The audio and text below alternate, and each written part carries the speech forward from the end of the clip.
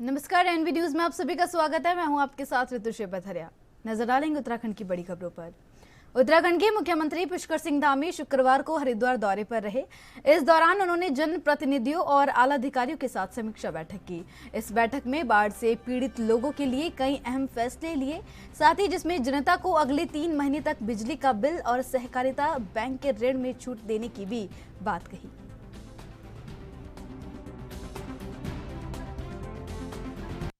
बैठक में विशेषकर से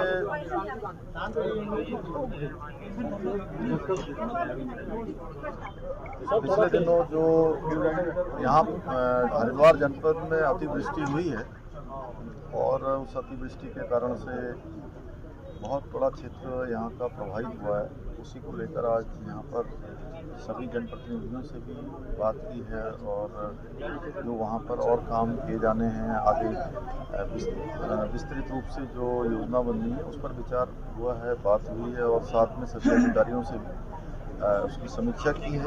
और हमने तय किया है कि पिछले दिनों जिन क्षेत्रों में भारी बारिश हुई है, जब बाढ़ आई है, उस पूरे क्षेत्र को आकलन करवाने के बाद उसको आपदा क्षेत्र घोषित किया जाएगा और आपदाग्रस्त क्षेत्रों में आगामी 3 माह तक जो बिजली के बिल हैं या बैंकों के लोन हैं, जो सहकारी बैंक के राज्य सरकार के अंतर्गत आने वाले बैंक हैं, उन बैंकों का 3 माह तक जो ऋण वसूली है वो स्थगित रखी जाएगी और जो राष्ट्रीयकृत बैंक हैं उन बैंकों को राज्य सरकार की तरफ से अनुरोध किया जाएगा कि वो अभी अगले 3 माह तक जो है इस प्रक्रिया को स्थगित रखें।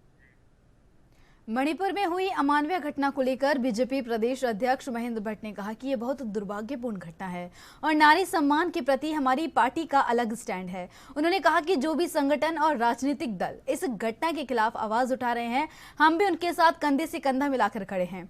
वहीं उन्होंने कहा कि लोकसभा चुनाव से पहले बीजेपी के सांसदों की मीटिंग बुलाई गई है, जिसमें भ्रमण कार्यक्रम समेत रात्रि प्रवास पर चर्चा हुई है। वहीं लगातार हो रही बारिश और सब्जियों के बढ़ते दाम पर बोलते हुए उन्होंने कहा कि बरसात में कई दिक्कतें आती हैं। ऐसे में अन्य देशों में हमें सीख लेनी चाहिए, जब कोई वस्तु कम हो जाती है तो हमें उस वस्तु का कम से कम इस्तेमाल करना चाहिए। देखिए, मणिपुर की घटना बहुत ही दुखद घटना है। नारी सम्मान के प्रति हमारे दल का अपना एक अलग पक्ष है और जो भी संगठन राजनीतिक दल इस पीड़ा में आवाज़ उठा रहे, हम भी उनके साथ खड़े हैं। ये घटनाएं ना हो, इसके लिए प्रधानमंत्री जी ने इसे विशेष रूप से संज्ञान लिया है, गृह मंत्री ने संज्ञान लिया है। कुछ गिरफ्तारियां हुई हैं और कड़ी कठोरतम सजा। मैं तो आज वहाँ के मुख्यमंत्री का बयान पढ़ रहा था कि अगर मृत्यु दंड का भी प्रावधान हो, ऐसी सजा ऐसे दुष्टों को देनी चाहिए। नारी सम्मान के प्रति मेरा दल शुरू से ही इन सब विषयों पर आवाज़ें उठाता रहा है। ये दुर्भाग्यपूर्ण घटना है। इस घटना की हम भर्त्सना करते हैं और जब भी जिन भी राज्यों में पूर्व में भी घटनाएं हुई हैं, हमने तब भी इन घटनाओं की निंदा की है और ये घटनाएं दोबारा ना हो इसके लिए, क्योंकि अभी पार्लियामेंट चल रहा है, तो एक अच्छा संदेश कठोरतम कार्रवाई का वहाँ से आए, ऐसे हम अपेक्षा करते हैं। दिल्ली के अंदर हमारे सभी सांसदों के साथ रूटीन मीटिंग है और मीटिंग में आगामी दिनों के कार्यक्रमों में सांसदों की भूमिका, गाँव-गाँव प्रवास और जो कार्य हमारे जो सांसदों अपेक्षाएं, कोई बीच में हमारा महासंपर्क अभियान था, अनेकों कुछ बातें जो सांसदों द्वारा ही उनका समाधान होना है, उन सारे विषयों की चर्चा उस बैठक में करेंगे और अक्टूबर, सितंबर, अक्टूबर ये 2 महीना जो है उनके सघन प्रवास हम लोग प्रत्येक बूथ स्तर पर करेंगे। उस कार्यक्रम की रचना उस बैठक में बनाए। वर्षा काल में चीज़ें आती है, दिक्कतें आती है, लेकिन दूसरे देशों में प्रेरणा लेनी पड़ेगी। जब कभी कोई वस्तु कम हो जाती है तो उसका प्रयोग भी हम कम मात्रा में करें और क्योंकि कृषकों का भी सम्मान का पक्ष रखना पड़ता है, जब उपज कम होगी तो महंगाई बढ़ती है। वर्षा काल में बस्तियाँ उत्तराखंड में हर वर्ष निर्माण होती हैं। बहुत जल्दी सामान्य मौसम हो और लोगों को मूलभूत आवश्यकता। नई शिक्षा नीति 2020 के तहत विकासखंड के जसपुर में आंगनवाड़ी शिक्षकों के साथ 2 दिवसीय अभिमुखीकरण कार्यशाला आयोजित की गई, जिसे निजी फाउंडेशन और महिला और बाल विकास विभाग ने कार्यक्रम को आयोजित किया। इस कार्यक्रम में 227 आंगनवाड़ी शिक्षिकाएं हिस्सा लेंगी और प्रशिक्षण के सभी बैच 18 जुलाई से 27 जुलाई तक खत्म किए जाएंगे।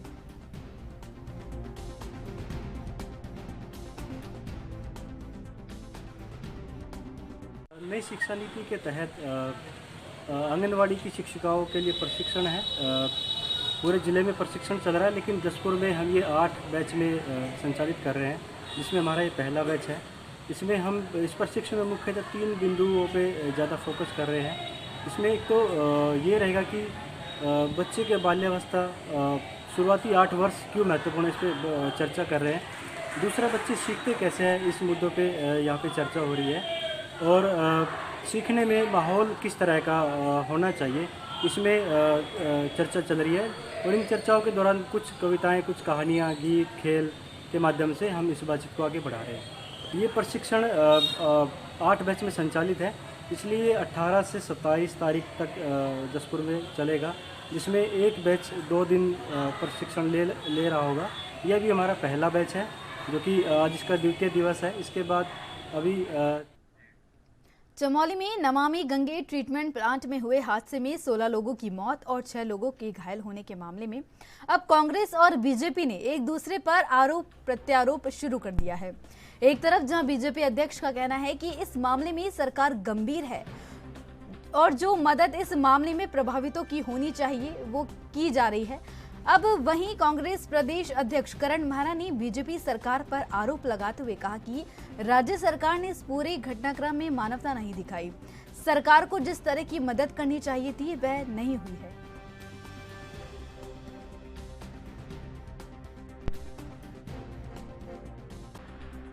देखिए, प्रभारी मंत्री तो हरेले के प्रोग्राम में वहाँ थे, इसलिए सौभाग्य से, नहीं तो जहाँ भी आपदा आ रही है इनके प्रभारी मंत्री नहीं जा रहे। आपने देखा है 7 दिन के बाद सतपाल महाराज हरिद्वार पहुँचते हैं, लेकिन वहाँ की स्थिति यह है कि जो यूपीसीएल के अधिकारी हैं, जो नमामि गंगे के अधिकारी हैं, मेरे पहुँचने तक नहीं आया था कोई भी जिम्मेदार अधिकारी। इसका मतलब सरकार का प्रेशर नहीं है।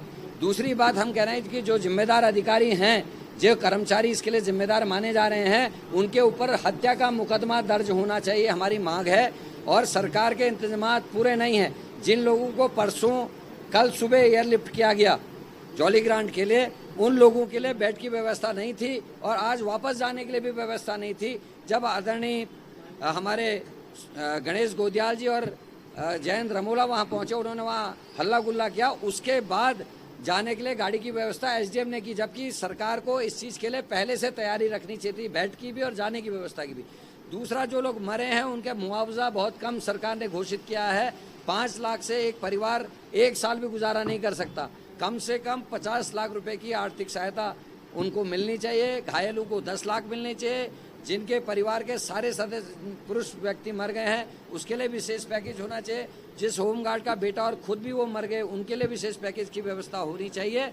और मेरा ये मानना है कि सरकार के इंतजाम नाकाफी हैं और इनका प्रदेश अध्यक्ष जो वहाँ का पूर्व विधायक है उसने अपने जिम्मेदारियों का निर्वहन नहीं किया। उनको वहाँ पहुँच जाना चाहिए था। झूठ बोल रहे कि वेदर नहीं था। अगर वेदर नहीं था तो एयरलिफ्ट करके घायलों को कैसे लाया गया? हरीश रावत और गणेश गोदियाल वहाँ कैसे पहुंचे? और ऑल वेदर रोड जिसकी ये तारीफ करते नहीं थकते हैं, करण मेरा उस मार्ग से 4 बजे जाके 10 बजे वहाँ पहुँच सकता है, तो महेंद्र भट्ट वहाँ क्यों नहीं पहुँच सकते थे? उनका किसी प्रधानमंत्री नरेंद्र मोदी के हरिद्वार लोकसभा सीट से चुनाव लड़ने की मांग की गई है। जनहित हस्ताक्षर अभियान समिति से जुड़े लोगों ने ये मांग की है। अपनी मांग को पूरा करने के लिए समिति से जुड़े लोग हस्ताक्षर अभियान चलाएंगे और पूरे जिले से 10 लाख लोगों के हस्ताक्षर करवाकर प्रधानमंत्री मोदी को हस्ताक्षर वाली किताब भेजेंगे। जनहित हस्ताक्षर अभियान समिति के अध्यक्ष इंजीनियर कर्ण सिंह सैनी ने प्रेस वार्ता कर बताया कि प्रधानमंत्री नरेंद्र मोदी ने काशी से 2 बार लोकसभा चुनाव जीतकर वहां का सर्वांगीण विकास किया। जो वो चाहते हैं कि काशी की तर्ज पर हरिद्वार का भी विकास हो। इसके लिए उनकी केवल यही मांग है कि 2024 के लोकसभा चुनाव में प्रधानमंत्री नरेंद्र मोदी हरिद्वार से चुनाव लड़े और चुनाव जीते। साथ ही कहा कि पीएम मोदी ने शिव के द्वार काशी को संवारा है, ठीक उसी तरह अब की बार हरिद्वार को भी संवारेंगे। 2 बार उन्होंने बनारस की सेवा की है। इस बार हम चाहते हैं हरिद्वार का स्थान माँ गंगा की वजह से यहाँ पवित्र उसकी जगह से पूरे विश्व प्रसिद्ध है। लेकिन राजनीतिक रूप से हरिद्वार को वो स्थान नहीं मिल पाया अभी तक जो हरिद्वार को मिलना चाहिए था। राजनीतिक रूप से हरिद्वार अभी पिछड़ा हुआ है।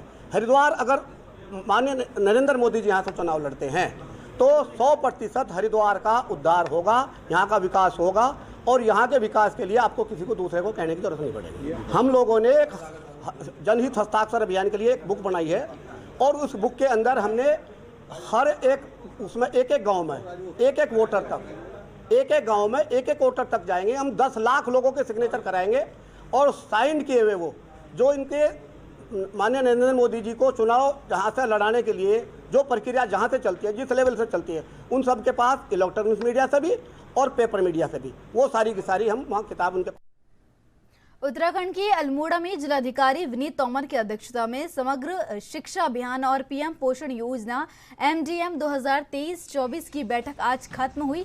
इस बैठक में मुख्य शिक्षा अधिकारी ने समग्र शिक्षा अभियान और पीएम पोषण योजना से संबंधित PPT के माध्यम से प्रस्तुतिकरण दिया है और जिलाधिकारी ने बैठक में समीक्षा करते हुए निर्देश दिए कि जनपद में शिक्षा का स्तर सुधारने के लिए तेजी से काम किए जाए।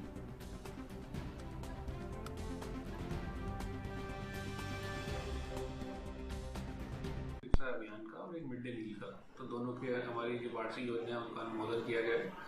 जो समग्र शिक्षा अभियान के अंतर्गत मुझे 2 विषय पे जो है अपना ध्यान आकर्षित किया है। एक हमारे RTE के अंतर्गत जो एडमिशन्स होते हैं और वो प्रक्रिया का जो पालन किया जा रहा है, तो मुझे ऐसा लगता है कि उस पर एक असेसमेंट कराए जाने की आवश्यकता है।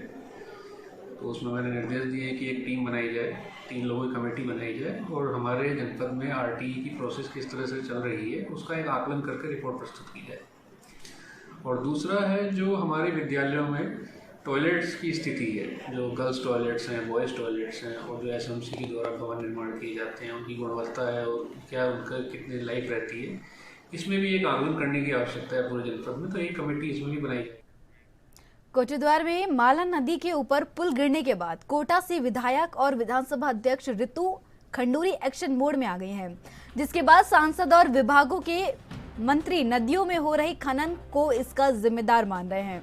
इस दौरान लोक निर्माण मंत्री सतपाल महाराज ने बताया कि उन्होंने इस घटना का संज्ञान लिया है।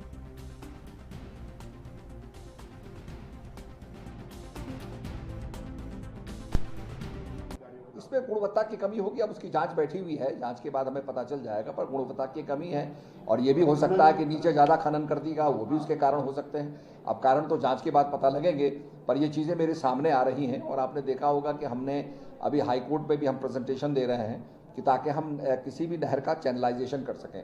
जब तक आप चैनलाइजेशन नहीं करेंगे नहर और ऊँची होती जाएगी और चारों तरफ का जो हमारा तटबंध है वो कटता जाएगा। तो चैनलाइजेशन होना बहुत ज़रूरी है। हाई कोर्ट ने कहा भाई आप चैनलाइजेशन कर सकते हैं और रिवर ट्रेनिंग कर सकते हैं, परंतु उसको आप मैनुअली करना पड़ेगा। आप बताइए मैनुअली कैसे होगा, वो तो पोकमैन से ही हो सकता है। तो इसलिए हम वो पूरा प्रेजेंटेशन दे रहे हैं और मैं समझता हूँ इसका समाधान हम लोग। और भी सब पुलों की ऐसी स्थिति है पूरे प्रदेश में जो जर्जर है। मैंने तो इंस्ट्रक्शंस दी थी। अब उसमें जो जांच है, जांच के बाद पता चलेगा, पर मैंने इंस्ट्रक्शन दे रखी है कि नीचे उनकी फाउंडेशन को देखा जाए, अगर कटाव हो रहा है तो उसको। हरिद्वार सांसद रमेश पोखरियाल निशंक का हरिद्वार आपदा क्षेत्र में जमकर विरोध हुआ। इस दौरान बीजेपी प्रवक्ता हनी पाठक ने कहा कि जब जनप्रतिनिधि आपदा क्षेत्र में जाते हैं तो अक्सर विरोध का सामना करना पड़ता है और जिस तरीके से सीएम धामी और हरिद्वार सांसद पर बेबुनियाद आरोप लगाए जा रहे हैं वो एक सोची समझी साजिश है। जब जनप्रतिनिधि किसी भी क्षेत्र में जाते हैं, किसी भी आपदा क्षेत्र में जाते हैं तो विरोध का भी सामना करना पड़ता है, क्योंकि जाहिर सी बात है कि जब आपदा क्षेत्र होता है और इस प्रकार की समस्या से जनता को सामना करना पड़ता है तो उनमें क्रोध और गुस्सा आता है, तो जनप्रतिनिधि को कभी कभी विरोध का सामना करना पड़ता है। लेकिन जिस प्रकार से धामी जी पर और माननीय सांसद जी पर आरोप लग रहे हैं तो वो बेकार के आरोप है, क्योंकि वो सोची समझी साजिश थी जो माननीय सांसद जी पर हुई थी। और जो धामी जी की जहाँ तक बात है तो धामी जी लगातार आपदाग्रस्त क्षेत्रों का दौरा करते नजर आ रहे, 24/7 वो एक्टिव हैं और लगातार जो वहाँ पे क्षेत्र हैं जलमग्न हो रखे हैं वहाँ पर वो दौरे भी कर रहे हैं और चिंतित भी हैं। इवन पीएम भी हमारे लगातार उस पर दृष्टि बनाए हुए हैं और फोन द्वारा सभी क्षेत्रों की। फिलहाल वक्त है छोटे से ब्रेक का, ब्रेक के बाद फिर नजर डालते हैं खबरों पर।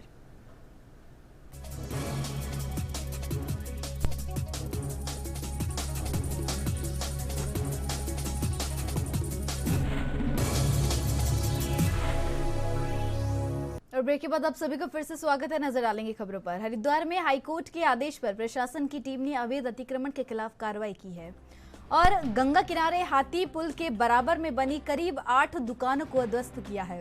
इस दौरान प्रशासनिक टीम को अतिक्रमण करने वाले लोगों के हल्के विरोध का सामना करना पड़ा, लेकिन सुरक्षा की दृष्टि से पहले से ही मौके पर भारी पुलिस बल तैनात किया गया था।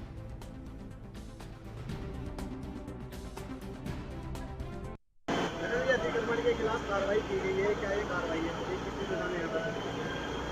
ये जिलाधिकारी महोदय हरिद्वार के द्वारा इसमें निर्देश दिए गए थे, जिसमें ये लोकमार्ग और माननीय हाईकोर्ट का भी निर्णय पूर्व में आया हुआ है, जिसमें लोकमार्ग और लोक संरचनाओं पर जो अनाधिकृत कब्जे किए गए हैं उनको हटाने के निर्देश हैं। उसी के क्रम में एसडीएम साहब के द्वारा निरीक्षण किया गया था स्वयं विभागों के साथ, और उसमें ये अतिक्रमण पाया गया था। इसमें इन्हें समय भी दिया गया था कि वे स्वयं हटा लें, अन्यथा की दशा में हटा दिया जाएगा। तो इसी के परिप्रेक्ष्य में आज सिंचाई विभाग, नगर निगम, पुलिस और तहसील के द्वारा अवैध अतिक्रमण हटाया जा रहा है। कहाँ पे हटाया जाएगा? अभी फिलहाल तो हाथी पुल के लिए अभी निर्णय आया हुआ है। इसमें ये अवैध खोखे जो बनाए हुए हैं आप देख रहे होंगे पीछे, ये 8 है इनकी संख्या, इनको हटाया जा रहा है। लगभग कितने लोगों ने इस तरह का जितने भी हैं उनको चिन्हित किया गया है और धीरे धीरे इन सभी को अवैध अतिक्रमण को हटाया जाएगा। पुलिस फोर्स भी तैनात है? हाँ जी, बिल्कुल। अभी विरोध किसी प्रकार का नहीं मिला है। जो इसके स्वामी थे उनके द्वारा कागजात दिखाए गए, जो कि उनको पूर्व में ही बता दिया गया है कि आपके ये कागज अवैध अतिक्रमण की श्रेणी में ही है, क्योंकि ये सार्वजनिक मार्ग है। नहीं, ये सही इसलिए नहीं है क्योंकि इसमें मैं सन 87 से देवी अहिल्याबाई होलकर ट्रस्ट का किराएदार चला आता हूँ और मुझे ये दुकान देवी अहिल्याबाई होलकर ट्रस्ट ने ही बना के दी थी और तब से ही मेरा रसीदी किराएदार हूँ और उसके बाद किराया किसी ने नहीं लिया तो मैं कोर्ट में जमा करता आ रहा हूँ। अब स्थिति ये है कि इसको प्राइवेट ज़मीन इसको सरकारी ज़मीन बता के तोड़ा जा रहा है। ना तो कोई नोटिस दिया गया, ना कोई मतलब जानकारी दी गई, अचानक आ गया इसको तोड़फोड़ की कार्रवाई। देहरादून में मौसम विभाग ने आने वाले 3 से 4 दिनों के लिए मौसम का पूर्व अनुमान जारी किया है। इस दौरान मौसम वैज्ञानिक रोहित थपलियाल ने कहा कि आने वाले कुछ दिनों तक प्रदेश में बारिश देखने को मिल सकती है। हालांकि मैदानी क्षेत्रों में 20 और 21 जुलाई को मौसम साफ रहने का अंदेशा जरूर है, लेकिन 21 जुलाई शाम से मौसम में बदलाव देखने को मिल सकता है। यानी आने वाले कुछ दिनों तक पहाड़ से लेकर मैदान तक बारिश के आसार नजर आ रहे हैं।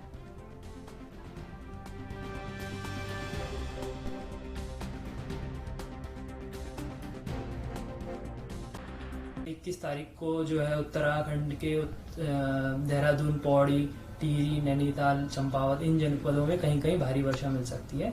जबकि 22 तारीख की बात करें तो 22 तारीख में जो उत्तराखंड के पर्वतीय जिले हैं वहां पर खास करके कहीं कहीं भारी से लेकर के बहुत भारी वर्षा मिलने की भी संभावना है।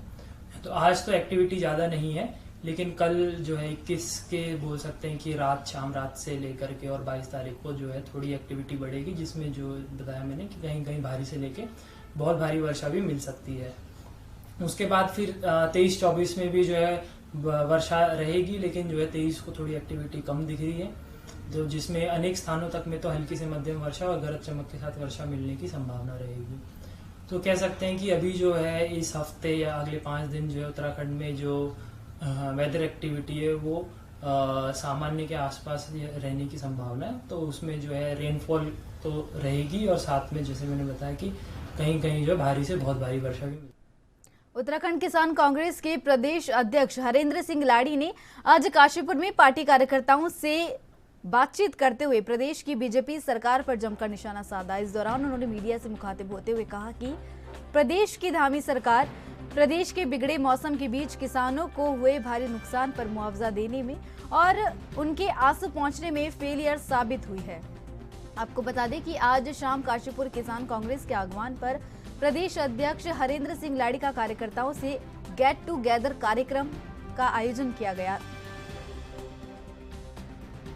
जहां उन्होंने प्रदेश की बीजेपी सरकार पर जमकर हमलावर नीति अपनाते हुए कहा कि प्रदेश सरकार किसानों के हितों की बात तो करती है, लेकिन धरातल पर किसानों को फायदा होता नजर नहीं आ रहा है। वहीं उन्होंने मणिपुर घटना पर भी गहरा दुख प्रकट किया।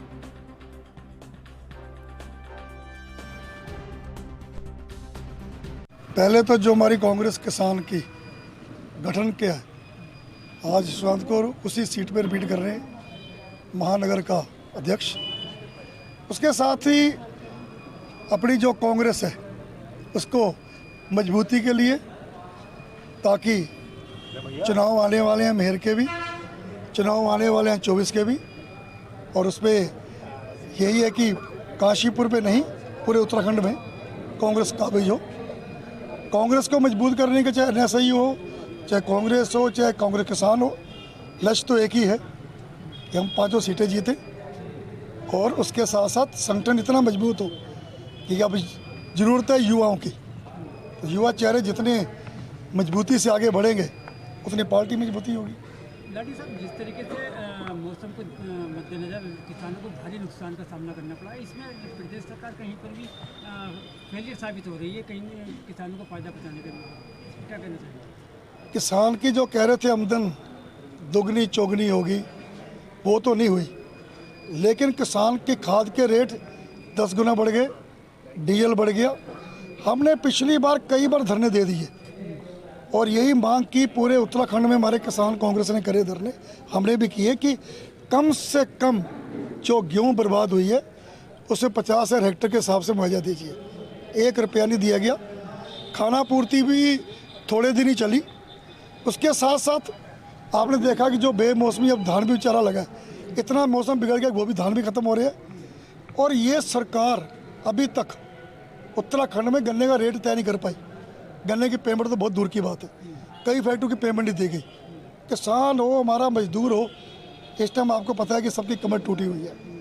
चाहे मौसम को भी देखें, चाहे सरकार को भी देखें। सरकार के पास विश्वास के अलावा बस खाली एक उन्होंने कह देना है कि हम ये करेंगे। धरातल पे क्या करा? एक काम जरूर करा उन्होंने, अतिक्रमण के नाम पर जो हमारे जिनके घर थे सबको उजाड़ दिया, रोजगार नहीं दिया बल्कि रोजगार छीना, लोगों के घर छीने। और ये हाल है कि आज किच्छा में, रुद्रपुर में, हल्द्वानी में, रामनगर में सर ढकने, काशीपुर में सर ढकने के लिए उनके पास जगह नहीं है। रोजगार क्या देना है उनका? बेचारों का जो दुकानें थी उनको नष्ट कर दिया गया। मणिपुर की घटना को लेकर के क्या कहना चाहिए? बहुत दुख की बात है। प्रधानमंत्री सोए हुए थे, कल जागे जब पूरा हिंदुस्तान जागा। इसका क्या मतलब है कि सब कोई कानून। मेरे साथ खबरों में बस इतना ही। देश विदेश की तमाम और अहम खबरों के लिए बने रहिए NV न्यूज़ पर। नमस्कार।